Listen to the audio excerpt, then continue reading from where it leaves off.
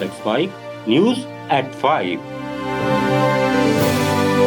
भारतीय रेलवे ने यात्री किराए में बढ़ोतरी की घोषणा की है, जो 26 दिसंबर 2025 से प्रभावी होगा। इस बदलाव से छोटी दूरी की साधारण श्रेणी की यात्राओं पर कोई बोझ नहीं पड़ेगा, जबकि लंबी दूरी की यात्राओं में न्यूनतम बढ़ोतरी होगी। रेल मंत्रालय का कहना है कि यह कदम बढ़ती परिचालन लागत को पूरा करने और रेलवे की वित्तीय स्थिति मजबूत करने के लिए उठाया गया है। रेलवे के अनुसार साधारण श्रेणी में 215 किलोमीटर तक की यात्राओं के किराए में कोई बदलाव नहीं होगा। इससे अधिक दूरी पर प्रति किलोमीटर मात्र 1 पैसे की बढ़ोतरी होगी। वहीं मेल एक्सप्रेस ट्रेनों की नॉन एसी और एसी क्लास में प्रति किलोमीटर 2 पैसे की मामूली वृद्धि लागू होगी।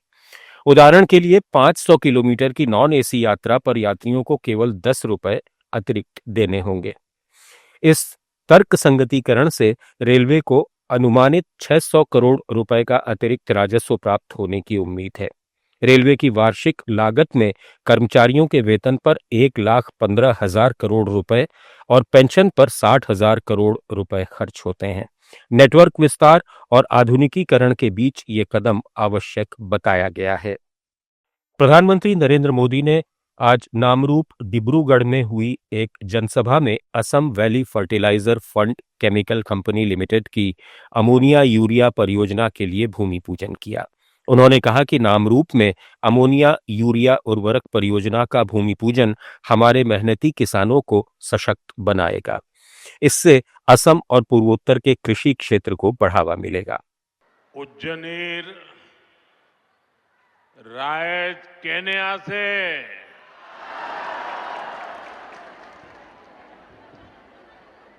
आपुना लुकोलोय मोर आंतरिक मोरम आरु श्रद्धा जाजिसो। इससे पहले प्रधानमंत्री मोदी ने सुबह ब्रह्मपुत्र नदी में क्रूज जहाज पर परीक्षा पे चर्चा कार्यक्रम के तहत छात्रों से बातचीत की। इस कार्यक्रम में असम के विभिन्न विद्यालयों के कुल 25 छात्रों ने हिस्सा लिया।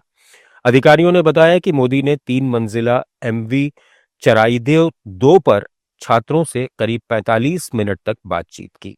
वे अंतर्देशीय जल परिवहन के गुवाहाटी गेटवे टर्मिनल पहुंचे और फ्लोटिंग ब्रिज के रास्ते जहाज पर सवार हुए। दिल्ली सरकार वाहनों से होने वाले प्रदूषण को कम करने और ट्रांसपोर्ट सिस्टम को मॉडर्नाइज करने के लिए नई इलेक्ट्रिक व्हीकल पॉलिसी लाने जा रही है। मुख्यमंत्री रेखा गुप्ता ने बताया कि ये पॉलिसी अगले वित्त वर्ष यानी अप्रैल 2026 से लागू की जा सकती है।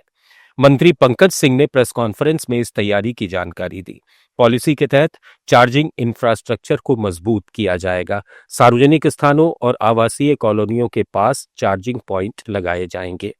ईवी अपनाने से PM 2.5 और PM 10 जैसे प्रदूषकों में कमी आएगी। ईवी और पेट्रोल डीजल वाहनों के बीच कीमत का अंतर कम करने के लिए सब्सिडी दी जाएगी। रोड टैक्स और रजिस्ट्रेशन फीस पहले ही खत्म की जा चुकी है।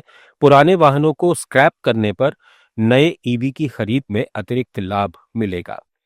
ऊर्जा मंत्री आशीष सूद की अध्यक्षता में GOM पॉलिसी को अंतिम रूप दे रही है। IIT दिल्ली के विशेषज्ञ बैटरी रिसाइकलिंग और चार्जिंग इंफ्रास्ट्रक्चर से जुड़ी चुनौतियों पर काम कर रहे हैं। GRAP 4 लागू होने के बाद प्रदूषण फैलाने वाली फैक्ट्रियों पर कार्रवाई तेज हो गई है। दिसंबर से अब तक 34 फैक्ट्रियां सील की गई हैं। DTC बेड़े में अब तक 3,518 ई बसें शामिल की जा चुकी हैं और अगले साल नवंबर तक 7,000 ई बसों के लक्ष्य पर काम चल रहा है। कोलकाता में राष्ट्रीय स्वयंसेवक संघ के प्रमुख मोहन भागवत ने बड़ा बयान दिया है। उन्होंने कहा कि संघ को बीजेपी के नजरिए से देखने की कोशिश गलत है। संघ सिर्फ एक सर्विस ऑर्गेनाइजेशन नहीं है, इसे समझने के लिए अनुभव करना जरूरी है। भागवत ने स्पष्ट किया कि संघ का उद्देश्य हिंदू समाज को संगठित करना है, ये किसी के खिलाफ नहीं है। भागवत ने यह भी कहा कि हिंदू हमेशा देश के लिए जिम्मेदार रहे हैं। गर्व से खुद को हिंदू कहने वालों से सवाल किया जाएगा कि उन्होंने अपने देश के लिए क्या किया। भागवत ने कहा कि भारत विश्व गुरु था, है और आगे भी रहेगा। न्यूज़ एट 5 में फिलहाल इतना ही। बने रहिए लेट्स माइक के साथ।